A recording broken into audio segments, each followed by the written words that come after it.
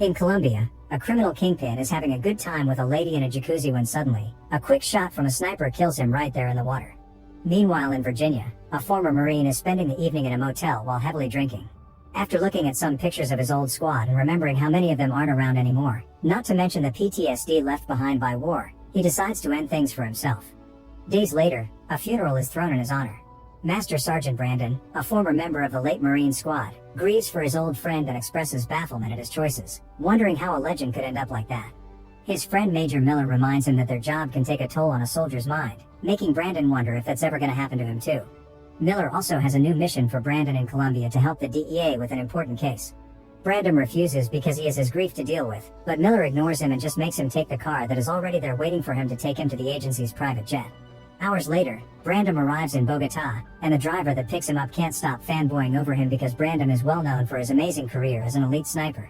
Once they reach the National Police headquarters, Brandon meets Santiago, the officer that has been assigned as his observer, and Captain Garza, the police leader that works as a link between the Colombian cops and the American DEA.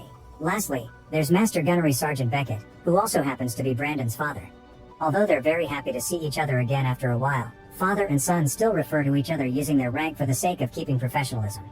The meeting begins and Brandon learns his target is Morales, the boss of the cartel in Colombia. His empire controls 60% of the contraband routes that go to the US border and specializes in recruiting children from the street to raise them into being his thugs. His network is impossible to trace and nobody has seen him in 10 years, but now he's returned, and they know this because in the last few days, all of Morales' rivals have shown up dead, like the man in the jacuzzi. The difficulty of that shot indicates this sniper is ex-military and Morales must have hired him to get rid of the competition. Recent intel indicates that Morales will be on his farm soon and the agents want to have Brandon as backup while they raid the place, but Brandon turns them down because he doesn't like babysitting. An argument ensues that is suddenly interrupted by Agent Kate from the DEA, who is furious because they started the meeting earlier without her and this is her operation. She's brought all the information about the farm for them to study and wants to know if Brandon will take the mission seriously. Brandon admits he hates this kind of assignment, but he promises to do as he's told. The next day, Kate's DEA agents together with Garza's cops approach the farm while Brandon stays hidden in the woods with Santiago. Beckett watches the live transmission from the office, where he's joined by Agent Sampson of Homeland Security, who is worried that Beckett and Kate are wasting time and resources on intel that hasn't been confirmed. The team parks their trucks at a safe distance and approaches secretly on foot, using the trees to take cover until the time comes. As soon as Beckett gives them authorization, the team rushes in and kicks down the house door, only to discover this activates a trap and the whole building explodes. The agents that were at the back manage to survive the blast, but those at the front all die except for Garza, who is suddenly wounded in the leg by the sniper hired by Morales. Kate, who is hiding behind the farm car, decides to go to him to try to help him escape, but as soon as she picks him up, the sniper shoots again and kills Garza on the spot. This shot allows Brandon to find the enemy's location and fire back, but the other sniper dodges the bullet just in time and runs away before Brandon can try again. Later at the station, a furious Sampson demands an explanation for what happened, and they reach the conclusion that someone in the police force must have been selling information. Kettle and Brandon also point out that the sniper had waited for Kate to come out instead of shooting at Garza again immediately, meaning she had been his target all along, and shooting Garza's leg had been bait. The second shot failed only because Kate had accidentally put Garza between her and the sniper. Sampson wants to cancel the whole operation, but Kate refuses to give up without a proper fight, and their argument goes on for so long that Brandon cuts it to make a deal. The team gets 48 hours to track the enemy, and if they fail, then they'll accept to go home. After the meeting is over, Beckett tells Brandon that the other sniper probably knows who he is after that shot, so he better be careful. Then, Brandon goes to get his room at the DEA safe house in Las Cruces, where he'll be staying while he's working here in Colombia. No matter how many times the other agents swear the security is top-notch, Brandon still considers any decent sniper could shoot easily into any of the rooms. Meanwhile, the sniper hired by Morales, who is known as El Diablo, is having fun with his girlfriend when he's suddenly interrupted by a call that informs him Kate and Brandon are staying in the DEA safe house. El Diablo failed to kill them once, so this is his chance to fix his mistake. Back to Brandon, he is reading an article online about his friend's death which mentions a crisis in the armed forces because most soldiers end their service with various mental illnesses on their shoulders. Kate suddenly interrupts him to thank him for his support during the meeting, then admits she has never lost a man under her command and is struggling to deal with it.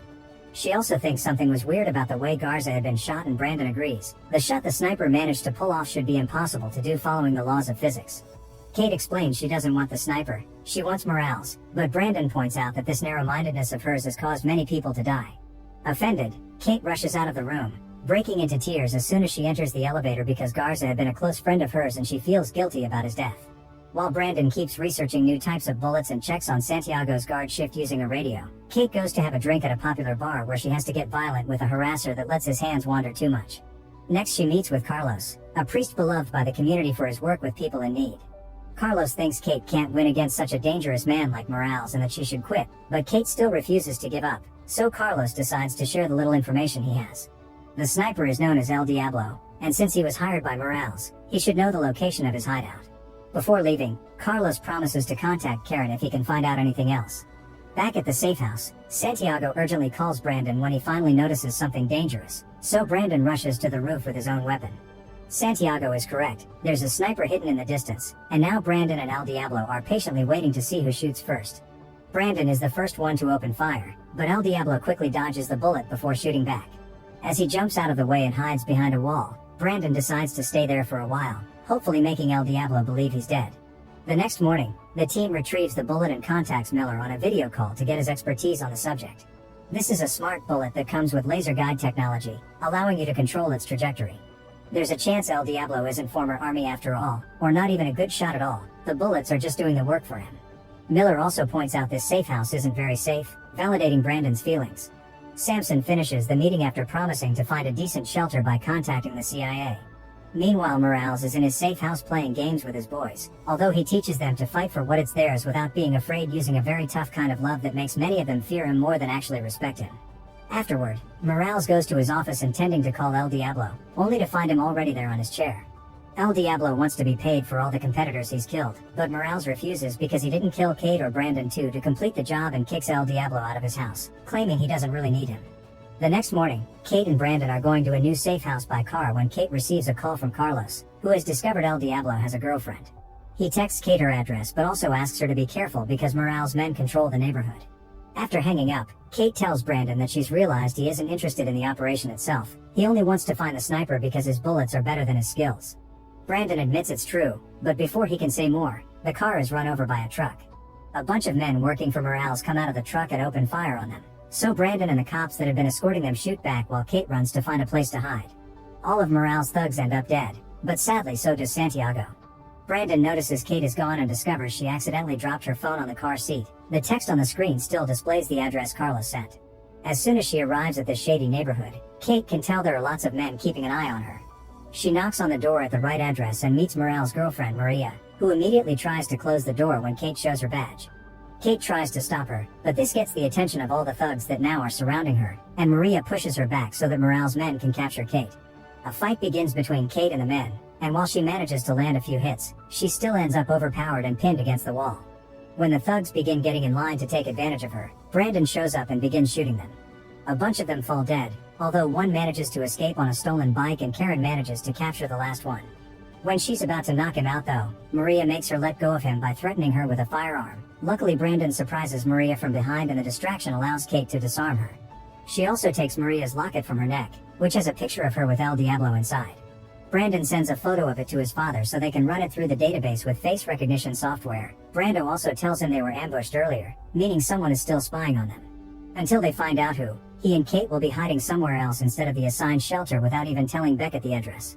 At the station, Samson is getting tense about this whole situation and tries to accuse Beckett of giving his son too much power over the operation, but Beckett ignores him.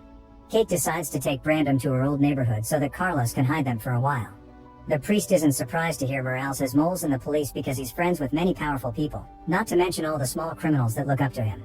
Kate realizes that messing with Morales' network may cause him to come out from his hideout, and Carlos accepts to share some names he knows of. During the following couple of days, lots of bodies begin appearing all over town belonging to various men that work for Morales, including his banker. This is all the work of Brandon, who has been killing every name Carlos could provide. Miller calls Beckett to tell him Brandon is out of control, but Beckett doesn't know how to find his son. One evening, Carlos offers Brandon a friendly ear and gets to hear about the Marine that died before this all started. Brando continues to be worried about the same happening to him, so Carlos explains that the only way to avoid such a death is to forgive yourself for the moral damage you've caused.